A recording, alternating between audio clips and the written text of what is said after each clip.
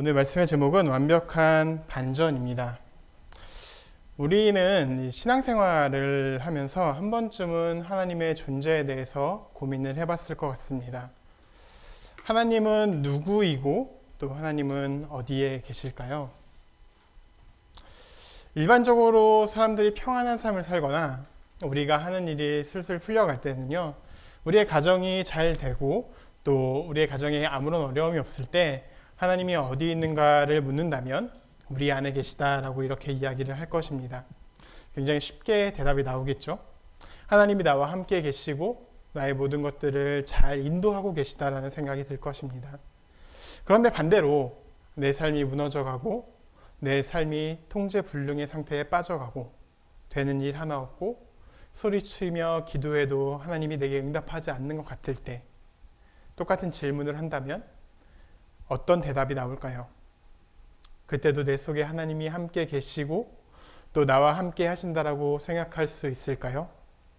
물론 우리는 이렇게 배워왔기 때문에 하나님이 나와 함께 하신다라고 생각하며 배워왔기 때문에 이렇게 대답은 할 수 있지만 선뜻 이렇게 대답하기는 쉽지 않을 것 같습니다. 그리고 우리 안에 의심이 생겨날 것 같습니다. 하나님을 믿는데 왜 이럴까? 하나님 정말 계시긴 한 걸까? 하나님은 나의 도움이실까? 이런 상황이 지속된다면 우리는 하나님이 있다고는 생각하지만 나와는 전혀 관계가 없다고 여겨지는, 어쩌면 하나님을 믿는 무신론자가 될지도 모릅니다. 하나님을 믿고는 있지만 하나님이 나에게는 역사하는 것 같진 않다. 하나님이 계시긴 하지만 나와는 상관없는 것 같다라는 마음이 강하게 요동칠 것입니다. 그리고 하나님께 실망을 하기도 하겠죠. 때로는 안타깝지만 이로 인해서 하나님과 멀어지는 사람들도 있을 것입니다. 하나님과의 관계에 대해서 고민을 많이 했던 사람이 있습니다. 그분은 바로 필립 얀시라는 분인데요. 이분은 하나님과의 관계에 대해서 고민을 하면서 이렇게 이야기를 했습니다. 하나님에 대해 전혀 실망하지 않는 사람이 있다면 그는 분명 무신론자라고 생각한다. 무신론자는 하나님께 아무런 기대를 하지 않기 때문에 아무것도 받는 게 없다.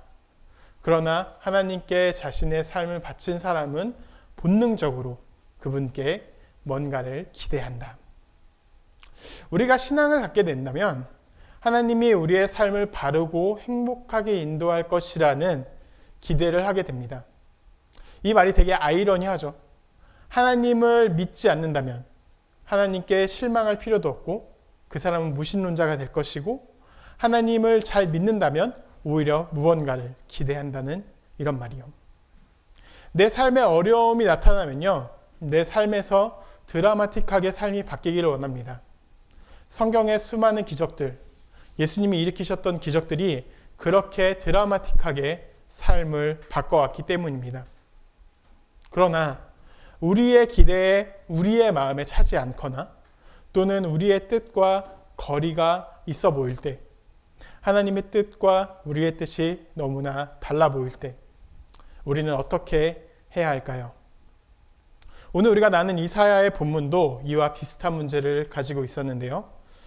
오늘 본문은 이스라엘과 다른 나라들에 대해서 하나님께서 하시는 말씀입니다. 여태까지의 이사야의 예언은 이스라엘 민족들에게 좋은 방향으로 흘러가고 있지는 않았습니다. 이 예언의 상황은 이스라엘 백성이 다른 나라의 압제 아래 있었던 상황을 이야기합니다.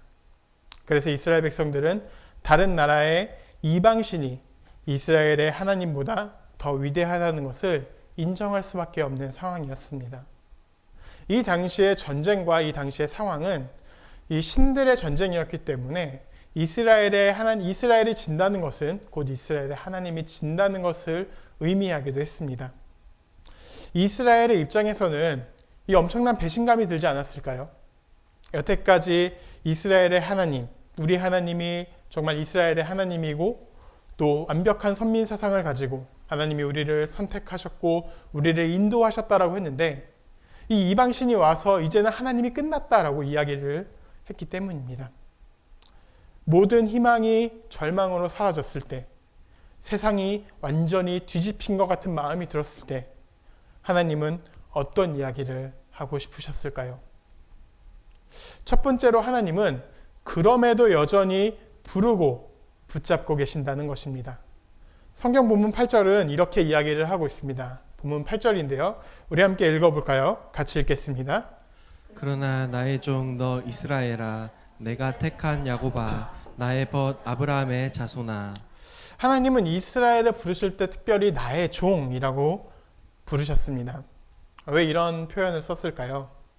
종이라는 개념은 우리가 생각하는 하인의 개념과는 조금 다릅니다.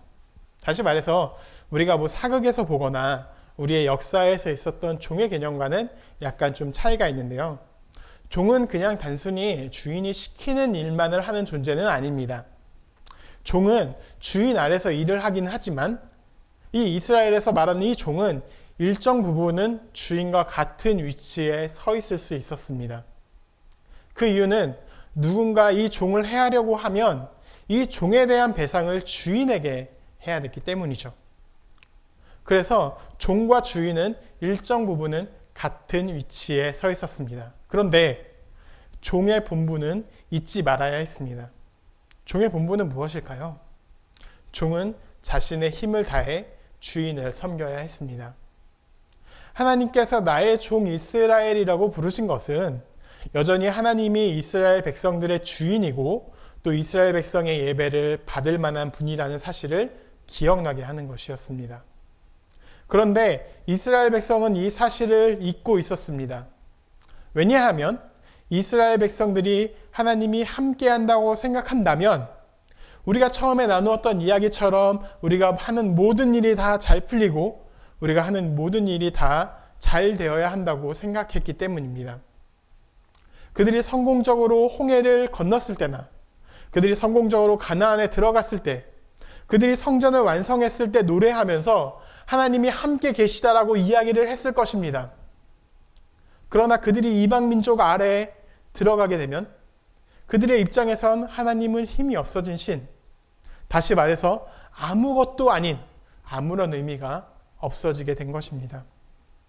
이스라엘 백성이 가진 하나님에 대한 이미지가 강하고 능력 있는 하나님이 아니라 아무것도 아닌 정말 이스라엘이 가지고 있는 이 모든 신의 개념이 산산이 무너졌다는 것입니다.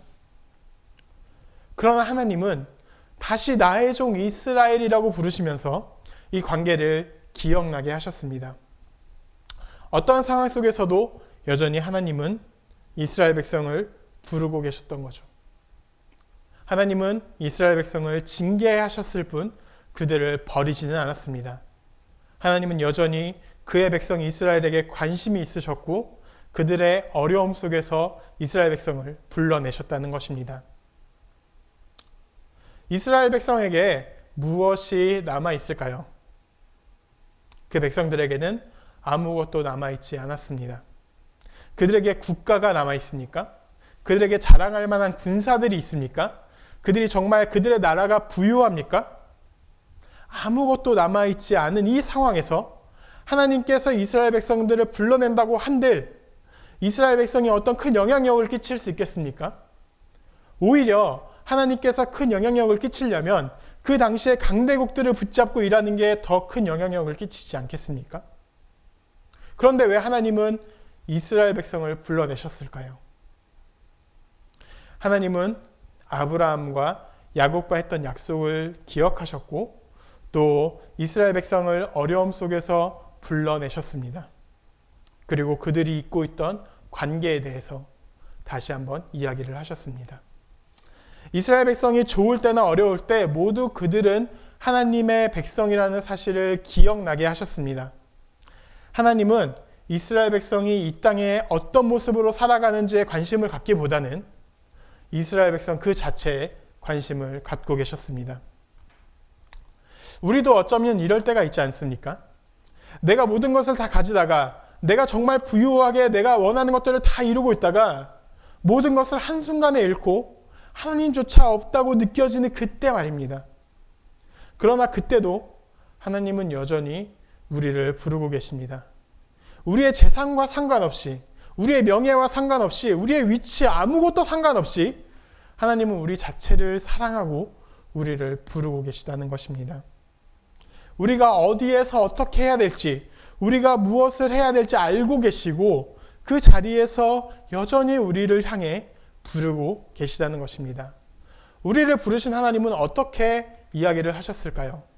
하나님은 이렇게 이야기를 하셨는데요. 우리 9절 말씀입니다. 함께 읽어보도록 하겠습니다. 내가 땅 끝에서부터 너를 붙들며 땅 모퉁이에서부터 너를 부르고 내게 이르기를 너는 나의 종이라 내가 너를 택하고 싫어하여 버리지 아니하였다 하였노라. 하나님께서 붙들고 또 부르고 나의 종이라 이야기하고 택하고 버리지 않겠다라고 말씀하셨습니다. 이스라엘 백성들에게 이 징계를 받기 이 시기에 한참 이전의 사실을 하나님은 이 말씀을 통해 떠오르게 한 것입니다. 하나님이 이스라엘 백성을 어디에서 부르셨을까요? 창세기를 곰곰이 읽다 보면 하나님은 땅끝에 살고 있던, 땅끝 우르에 살고 있던 아브라함을 부르셨습니다. 출애굽기를 곰곰이 읽다 보면요, 이집트 땅에서 종살이하던 이스라엘 백성들을 부르셨습니다. 그 하나하나 나오기가 굉장히 쉽지 않았을 것입니다. 아브라함은 자신의 모든 기반을 다 던져놓고 버려야 했고요. 이스라엘 백성들은 이집트의 온갖 술수로부터 이겨내야 했습니다. 그러나 하나님은 이렇게 이스라엘 백성을 부르시고 하나님께서 신실하게 인도하셨습니다. 다시 말해서 하나님의 종이라는 사실을 기억나게 하신 것입니다. 하나님의 백성이라는 사실을 기억나게 하신 것입니다. 지금 이들이 어떤 상황에 처해 있던지 그것이 중요한 게 아니라 하나님께서 여전히 그들, 이스라엘 백성들을 선택했다는 사실이 더 중요하다고 보여주는 것입니다. 그 어려운 상황 속에 있다 할지라도 하나님은 이스라엘 백성들을 선택하셨습니다. 정확히 이야기하면 하나님은 이스라엘 백성을 버리지 않으셨습니다. 오히려 이스라엘 백성들이 하나님을 버렸습니다. 출애굽을 해서 광야로 걸어갈 때 오히려 우리가 애굽 땅으로 돌아가는 게 더 낫지 않냐라고 이야기를 하고, 가나안 땅에서는 바알과 하나님을 겸하여 섬기면서 오히려 이 땅에서는 바알이 더 낫지 않냐라고 이야기했습니다. 하나님은 그 순간에도 여전히 이스라엘 백성들을 붙드시고 부르시고 계셨음에도 이스라엘 백성들이 하나님을 버렸다는 것입니다. 그럼에도 하나님은 사랑으로 이스라엘 백성을 불러주셨습니다. 이 말씀은 여전히 우리에게도 유효한 것 같습니다. 왜냐하면 이스라엘 백성과 마찬가지로 하나님은 우리를 버린 적이 없기 때문입니다. 사도 바울은 이미 만세 전에 태초에 하나님께서 우리를 선택하셨고 예정하셨고 끝까지 우리를 붙잡고 가겠다라고 말씀하셨습니다. 우리가 때로는 하나님이 어디 계실까? 하나님이 나와 너무 먼 분이 아닐까라는 이런 생각이 들 때조차도 하나님은 우리를 버리지 않으시고 우리와 함께 하시기를 원했습니다. 또 다른 말씀인 시편은 이렇게 이야기를 하고 있는데요. 우리 이 말씀 함께 읽어볼까요? 함께 읽겠습니다. 내가 새벽 날개를 치며 바다 끝에 가서 거주할지라도 거기서도 주의 손이 나를 인도하시며 주의 오른손이 나를 붙드시리이다. 시인은 내가 어느 곳에 있더라도 하나님이 나를 인도하신다, 주의 오른손이 나를 붙잡으신다라고 이야기를 합니다.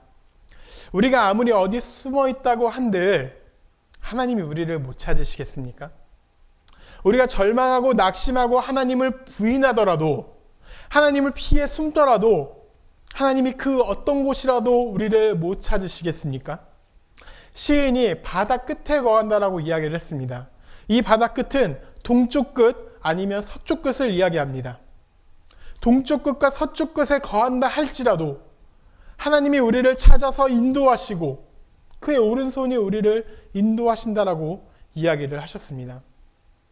하나님은 자신이 선택한 사람들은 절대 버리지 않고 끝까지 인도한다고 늘 이야기합니다. 그리고 어디에나 계시면서 우리를 지키겠다고 이야기를 하죠. 맥스 루케이도라는 목사님이 이 본문에 대해서 이렇게 이야기를 했습니다. 하나님은 거기 계신다. 그분은 어떤 중역 회의실도 우월하지 않고 어떤 사창가도 저속하지 않다. 어떤 궁궐도 호화롭지 않고 어떤 초막도 평범하지 않다. 하나님은 우리가 있는 곳, 어쩌면 우리가 갈 수 없는 모든 곳에 계시고 우리를 지키고 계십니다. 어떤 곳이라도 우월하지 않고 어떤 곳이라도 저속하지 않으며 어떤 곳이라도 호화롭지 않고 어떤 곳이라도 평범하지 않다는 것입니다. 이런 상황에 하나님이 차별하는 것이 아니라 하나님은 단순히 우리이기 때문에 어디에 있더라도 함께 계시며 우리를 찾고 부르고 계시다는 것입니다. 지금 우리는 어디에 있습니까? 우리는 절망 속에 사로잡혀 있지는 않습니까? 내 기도가 응답되는 것 같지 않아서 낙심하고 있지는 않습니까? 내 삶이 너무나 힘들어서 우울감에 빠져서 우리는 그렇게 살고 있지 않습니까? 하나님은 바로 그 자리에, 우리가 있는 바로 그 자리에 계십니다. 절망에 사로잡혀 사는 곳이라면 그 옆에, 내가 낙심하는 그 자리에, 내가 우울함에 빠져 있는 그곳에 우리와 함께 계시며 우리를 돕고 우리를 인도하고 계십니다. 우리는 어떤 상황 속에서라도 우리와 함께 계시는 하나님을 의지하는 성도들이 되기를 소망합니다. 두 번째로 우리가 살펴보길 원하는 것은 하나님의 도움의 손길입니다. 성경에서는 이렇게 이야기하는데요. 우리 함께 읽어볼까요? 같이 읽겠습니다. 두려워하지 말라 내가 너와 함께함이라 놀라지 말라 나는 내 하나님이 됨이라 내가 너를 굳세게 하리라 참으로 너를 도와주리라 참으로 나의 의로운 오른손으로 너를 붙들리라. 하나님이 이 말씀을 하신 배경은 다른 나라들이 하나님을 보고 두려워했기 때문입니다. 그런데 하나님께서 이스라엘 백성에게는 두려워하지 말라, 놀라지 말라, 굳세게 하리라, 내가 너를 도와주리라, 의로운 오른손으로 너를 붙들리라 라고 이야기합니다. 이스라엘 입장에서 본다면 지금 이 거대한 나라들이 들어오는 것을 두려워할 수밖에 없습니다. 왜냐하면 그 정확한 실체를 알지 못하기 때문입니다. 이스라엘 백성들이 왜 두려워했을까요? 그 이유는 자신들을 이긴 나라들이 그렇게 훌륭하고 그렇게 강하다고 했던 그 나라들이 무너지는 모습을 보았기 때문입니다. 이스라엘 백성은 오히려 이런 상황을 보며 두려워하지 않고 하나님만을 두려워하며 예배했어야 합니다. 왜냐하면 신앙이 있는 이스라엘 백성이라면 이런 역사를 이미 봐왔기 때문입니다. 이스라엘 백성들이 출애굽을 할 때 그 당시에 초강대국이었던 이집트가 어떻게 무너졌습니까? 하나님의 손에 의해서, 그 10가지의 재앙에 의해서 무너지지 않았습니까? 그로 인해서 이스라엘 백성들이 출애굽하고 돌아올 수 있었습니다. 오히려 역사를 제대로 알았다면 이스라엘 백성들이 이때는 구원받을 기회다라고 하며 두려워하지 않고 하나님을 예배했어야 합니다. 하나님의 역사가 이로 인해서 시작되기 때문입니다. 그들이 말씀을 기억했다면 그들은 절대 두려워할 필요가 없었습니다. 그들의 선조들에게 하신 약속들, 아브라함에게, 야곱과 요셉에게, 그리고 모세와 여호수아, 더 나아가 다윗에게까지 하나님은 그 사람들에게 두려워하지 말라라고 이야기를 했습니다. 자신의 터전을 버리고 하나님의 말씀 붙잡고 갔어야 하는 그 시간에도, 그들이 혼자 광야 길을 걸을 때에도, 수많은 백성들이 그 광야 길을 떠나 가나안 땅에 들어갈 때에도, 왕국이 설립되고 그 초창기에도 그 두려울 때마다 하나님은 그 한 사람 한 사람을 붙잡고 두려워하지 말라 이야기하셨습니다. 얼마나 많은 명령을 했는지 성경에서는 이 두려워하지 말라가 가장 많은 명령 중에 하나입니다. 결과가 어떤지 알면, 하나님께서 역사를 하신다고 한다면, 결과를 분명히 경험했다면 더 이상 두려워하거나 무서워할 필요가 없습니다. 여러분, 공포영화를 보신 적이 있을 텐데요. 공포영화가 왜 무섭고 왜 두려울까요? 그 뒤를 알 수 없기 때문입니다.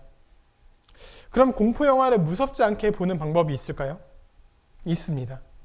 공포영화에서 어떤 누군가 튀어나올 때 이렇게 5초간의 카운트를 주는 겁니다. 5, 4, 3, 2, 1 이렇게 카운트를 하고 튀어나오면 아무도 무서워하지 않습니다.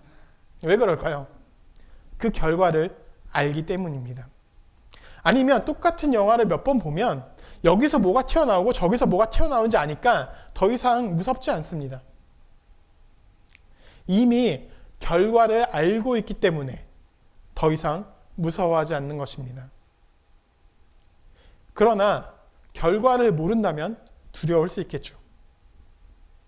이스라엘 백성들이 두려워했던 이유가 이런 것입니다. 자신보다 강대국이 무너지는 상황을 봤고 그 강대국이 무너지는데 어떤 이유 때문에 무너지는지 모르기 때문입니다. 또 다른 강대국이 와서 자신들에게 더 안 좋은 상황을 벌일지 자신들의 나라를 이제는 없앨지 모르기 때문입니다. 그러나 하나님은 하나님의 역사가 이로 인해 시작되었기 때문에 이스라엘 백성이 더 이상은 두려워할 필요가 없다. 두려워하지 말라라고 이야기를 했던 것입니다. 우리는 무엇이 두려울까요? 코로나에 걸리는 게 두려운가요? 아니면 내가 어떤 질병에 걸릴까 봐 두렵습니까? 내 사업이 잘 되지는 않을지, 또 우리 가정이 오늘 저녁에 함께 모여서 같이 저녁을 먹을 수 있을지, 이런 것 때문에 두려워하고 있지 않습니까? 우리가 이렇게 걱정하고 두려워하는 이유, 그 이유는 우리의 끝이 무엇인지 정확히 모르기 때문입니다. 코로나에 걸렸습니다. 완치된 자는 보장이 있습니까? 질병에 걸렸습니다. 내가 치유된다는 보장이 있습니까? 의술이 발달돼서 치료가 된다고는 하지만 모두 그렇게 치료를 받았습니까? 내 사업이 하나도 빠짐없이 순탄하게 잘 된다는 보장이 있습니까? 내가 그렇게 계획을 철저하게 했는데 내 사업이 그렇게 망가지지 않는다는 보장이 있습니까? 우리 가정이 오늘 하루를 잘 지내고 누구 하나 안 다치고 오늘 밤에 함께 모여서 잠을 이룰 수 있다는 보장이 있습니까? 이러한 보장이 없기 때문에 정말 그 끝에 무엇이 있는지 알지 모르기 때문에 우리 오늘 역시도 하루하루를 걱정하며 두려워하며 사는 것입니다. 내가 계획했던 일들이 뜻대로 되지 않을 것이라는 생각이 있기 때문이죠. 내가 아무리 계획을 여러 개 세워놓으면 뭐합니까? 그 계획이 하나하나 무너지는 건 순식간인데. 그런데 하나님은 우리에게 어떻게 말씀하고 계십니까? 내가 너와 함께함이라. 바로 우리와 함께하겠다라고 말씀하셨습니다. 우리가 코로나에 걸려 있을 때도, 우리가 질병에 걸려 있을 때도, 우리의 사업이 어떤 모양이든지, 우리의 가정이 어려울 때라도 하나님은 두려워하지 말라. 내가 너와 함께한다라고 말씀하십니다. 이렇게 하나님이 함께한 사람들 중에 성경에 요셉이라는 인물이 등장합니다. 우리는 이미 결과론적으로 요셉이 총리가 되었기 때문에 그는 굉장히 성공한 인물이라고 생각할 수 있지만 그의 삶을 곰곰이 살펴보면, 그가 총리가 되기 전까지의 삶을 살펴보면 그의 삶이 성공과 무슨 연관이 있습니까? 그의 삶의 성공은 딱 한 번, 채색 옷을 입었을 때입니다. 그리고 총리가 되기 전까지 그의 삶은 계속 무너져 갔습니다. 노예로 팔려갔고 종이 되었고 또 감옥에 갇혔습니다. 30살까지 그렇게 인생이 망가진 삶을, 세상에서는 정말 비록 보잘것없고 세상에서는 성공한 삶을 살지 못했지만 성경을 읽다 보면 그는 늘 형통한 삶을 살았다라고 이야기합니다. 늘 하나님과 함께한 삶을 살았다라고 이야기합니다. 그의 인생은 실패했을까요? 그가 총리가 되지 못했다면 그의 인생은 실패한 걸까요? 총리가 되지 못했더라도 그는 실패한 삶을 살지는 않았을 것입니다. 왜냐하면 하나님이 함께하기 때문입니다. 한 번도 걸어가지 않은 인생길을 걸어갈 때 언제라도 하나님은 내가 너와 함께하겠다 라고 말씀하십니다. 그럼 하나님은 어떤 분이길래 이런 일들이 가능한 걸까요? 하나님은 이런 분입니다. 페리노블 목사님은 이렇게 이야기했습니다. 하나님은 과거에 묶여 계시지도 않고 우리에게 특정 수준의 성과를 요구하시지도 않는다. 하나님은 현재의 하나님입니다. 하나님은 우리가 생각하는 것 그 이상입니다. 우리가 과거에 어떤 일을 했다고 해서 그 과거 때문에 하나님이 우리를 사랑하지 않거나 기억하지 않는다는 게 아닙니다. 또 우리의 믿음이 어느 수준까지 올라야 하나님께서 우리를 사랑하겠다라고 이야기하지도 않습니다. 하나님은 우리이기 때문에 하나님께서 우리와 함께 하시고 사랑하겠다라고 이야기를 하십니다. 그렇게 하나님은 지금도 우리의 삶을 한 걸음씩 인도하고 계십니다. 다만 우리의 삶이 미래가 보이지 않기 때문에 답답하겠죠. 미래가 보이지 않기 때문에 좀 어려울 수 있습니다. 그리고 하나님이 정말 나를 인도하고 계신가라는 생각이 들 수도 있겠지만 하나님은 우리의 삶을 신실하게 인도하고 계십니다. 이 킴 웍스라는 분이 계시는데요. 이분은 원래 한국인인데 한국 전쟁 때 이제 실명을 하고 이제 고아원에서 미국의 어떤 가정으로 입양되었습니다. 입양되었다가 나중에 이제 예수를 믿게 되었는데 그분이 이렇게 간증을 했습니다. 사람들이 장님인 나를 인도할 때 저 100m 전방에 뭐가 있다고 말하지 않습니다. 단지 앞에 물이 있으니 건너뛰라, 층계가 있으니 발을 올려놓아라 말합니다. 나를 인도하시는 분을 내가 믿고 한 걸음씩 옮기기만 하면 나를 인도하시는 분이 성실할 때 나는 내가 가고자 하는 목적지에 꼭 도착을 합니다. 하나님이 우리를 인도하는 방식도 이와 같습니다. 이것이 하나님이 우리를 인도하는 방식입니다. 100m 전방에 우리에게 무엇이 있다고 알려주지 않습니다. 10년 뒤에 우리에게 어떤 일이 일어날 것이라고 알려주지 않습니다. 그러나 오늘 하루의 삶을, 우리의 한 걸음 한 걸음을 하나님께서 신실하게 인도하십니다.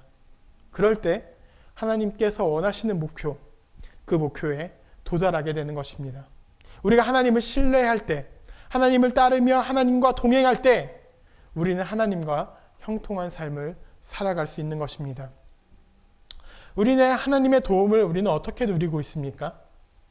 하나님께서 도와주시겠다라고 하는데, 우리의 하나님이 되어주시겠다라고 하는데 우리는 여전히 걱정하며 한탄하고 있지 않습니까? 하나님께서 그때 이렇게 말씀하십니다. 두려워 말라, 내가 너와 함께함이라. 놀라지 말라, 나는 내 하나님이 됨이라. 우리가 하나님의 도우심을 누릴 줄 아는 성도가 되기를 소망합니다. 마지막으로 하나님은 모든 일을 마무리하십니다. 하나님이 함께하고 도와주신 결과 어떻게 될까요? 성경은 이렇게 이야기를 합니다. 우리 11절 12절 말씀 함께 읽도록 하겠습니다. 함께 읽겠습니다. 보라, 내게 노하던 자들이 수치와 욕을 당할 것이요 너와 다투는 자들이 아무것도 아닌 것 같이 될 것이며 멸망할 것이라. 내가 찾아도 너와 싸우던 자들을 만나지 못할 것이요 너를 치는 자들은 아무것도 아닌 것 같고 허무한 것 같이 되리니. 이제 이스라엘의 상황이 완전히 바뀌었습니다. 이스라엘 백성들이 누군가에게 복수할 일도 없고 이제 더 이상 싸울 필요가 없게 된 것입니다. 그런데 우리가 이 본문 안에서 한 가지 눈여겨볼 게 있습니다. 이스라엘 백성들을 대적했던 모든 것들이 점점 강도가 세진다는 것입니다. 처음에는 분노하기만 하다가 다투고 싸우고 이스라엘과 전쟁을 하게 된다는 것입니다. 다시 말해서 단순히 처음에는 화만 내다가 나중에는 공개적인 전쟁까지 가려고 했다는 것입니다. 이 상황에서 이스라엘 백성이 무슨 일을 했을까요? 이스라엘 백성들은 아무 일도 안 했고 아무 일도 할 필요가 없었습니다. 왜냐하면 하나님께서 다 만들어 가시고 이루어 가셨기 때문입니다. 성경을 보면 이스라엘 백성들이 한 것은 아무것도 없습니다. 하나님이 이미 다 해결하셨고 이미 다 도와주셨기 때문입니다. 이미 모든 상황이 종료되었습니다. 하나님은 이 상황을 종료시켰을 뿐만 아니라 앞으로의 약속도 이렇게 하십니다. 우리 13절 말씀인데요. 함께 읽어볼까요? 같이 읽겠습니다. 이는 나 여호와 너의 하나님이 내 오른손을 붙들고 내게 이르기를 두려워하지 말라, 내가 너를 도우리라 할 것임이니라. 우리가 스스로 하는 것이 아닌 하나님의 왼손이 우리의 오른손을 붙잡고 계시겠다라고 이야기를 합니다. 하나님의 오른손에는 어떠한 적들이라도 물리칠 수 있는, 우리의 길을 인도할 수 있는 강력한 무기가 있습니다. 그러나 하나님은 우리를 보호하시기 위해 그의 왼손으로 우리의 오른손을 붙잡고 있습니다. 이제는 절대 떨어지지 않겠다라는 것입니다. 이미 여기서 하나님의 굳은 마음이 드러납니다. 다른 이방의 해코지뿐만 아니라 우리의 모든 상황 속에서 하나님은 우리를 지키기로 결심하셨다는 것입니다. 상황 봐가면서 상황이 좋으면 돕겠다, 상황이 좋으면 내가 너를 지켜줄게가 아니라 이제는 물리적으로 우리와 함께 하시면서 어떤 상황이더라도 아버지의 마음으로 우리를 돕겠다라고 말씀하시는 겁니다. 우리의 삶은 어떤 삶일까요? 우리의 인생은 어떤 모습일까요? 이 팀 켈러와 같이 사역을 했던 이 스카솔즈라는 목사님이 이렇게 이야기를 합니다. 인생은 고통과 상처, 상실의 연속이다. 인생은 말 그대로 전쟁이다. 여러분, 이 말이 저는 굉장히 맞는 것 같습니다. 우리의 삶에 얻는 것은 한정됩니다. 그리고 늘 어려움을 당하고 늘 잃어갑니다. 시간이 지나면 힘을 잃고 물질도 잃어가고 나중에는 사랑하는 가족도 먼저 떠나보내야 하는 아픔을 경험할지도 모릅니다. 거의 모든 것을 잃어갑니다. 젊은 세대들은 취업 때문에 전쟁을 벌이고 있고 국가와 국가들 사이에는 자신의 이익들 때문에 전쟁을 벌이고 있습니다. 늘 고통이 가득한 삶을 살아갑니다. 그러나 우리의 인생이 이렇게 끝난다면 너무나 이 삶이 비참한 게 아닐까요? 하나님과 함께하는 삶은 여기서 끝나지 않습니다. 하나님과 함께하는 삶은 이 전쟁의 한복판에서 예수님은 우리와 함께 슬퍼하시면서 언젠가 소망이 이길 것이라고 말씀하신다. 언젠가는 소망이 이길 것입니다. 하나님은 이스라엘 백성을 인도하고 보호하겠다고 말씀하셨던 것처럼 우리 역시도 우리의 어떤 상황 속에서 우리를 지키고 보호하실 것이라 말씀하십니다. 그리고는 이 전쟁의 한복판에서 예수님은 우리와 함께 동행하시며 또 슬퍼하시고 또 우리와 함께 이길 것이라고 말씀하십니다. 하나님은 예전이나 지금이나 우리에게 관심이 많으십니다. 아니, 어쩌면 우리에게 모든 관심을 갖고 계십니다. 우리가 무엇을 하더라도 우리의 삶이 너무 기뻐서 내가 모든 것을 다 가진 것 같다라고 느껴질 때, 반대로 아무것도 남지 않아서 완전히 절망 가운데 낙심하고 쓰러져 있을 때 하나님은 그때도 늘 우리와 함께 하시며 우리를 부르고 우리를 도우시며 그의 강한 손으로 우리의 오른손을 붙잡고 우리의 인생을 함께 하실 것입니다. 세상이 우리를 돕지 않을 때가 있습니까? 내가 그렇게 열심히 사는데, 내가 그렇게 기도를 많이 하는데, 내가 그렇게 하나님을 잘 믿는데 왜 세상이 우리를 돕지 않고 정말 세상은 나의 반대편에 서 있는 것만 같습니까? 하나님은 그때도 우리에게 내가 너와 함께하리라, 내가 너를 도우리라라고 말씀하실 것입니다. 하나님이 이렇게 말씀하실 수 있는 이유, 하나님이 이렇게 우리와 함께 하실 수 있는 이유, 그 이유는 이 세상의 모든 통치가 하나님 아래에 있기 때문입니다. 우리의 아픔도 우리의 기쁨도 우리의 모두 다 하나님 아래에 있기 때문입니다. 하나님의 통치 아래서라면 그 어려움도 완벽한 반전이 될 것입니다. 하나님께서 우리를 돕기로 마음 먹었기 때문에, 우리를 돕기로 우리의 손을 붙잡고 가기로 결심하셨기 때문에 우리의 그 어떤 어려움도 완벽한 반전이 될 수 있습니다. 바라기는 우리의 다음 모든 성도분들이 우리의 어려움 속에서, 우리의 삶 속에서 우리의 손을 붙잡고 인도하실 하나님의 은혜를 기대하며 이번 한 주를 살아가는 우리 다음의 모든 성도분들이 되기를 소망합니다.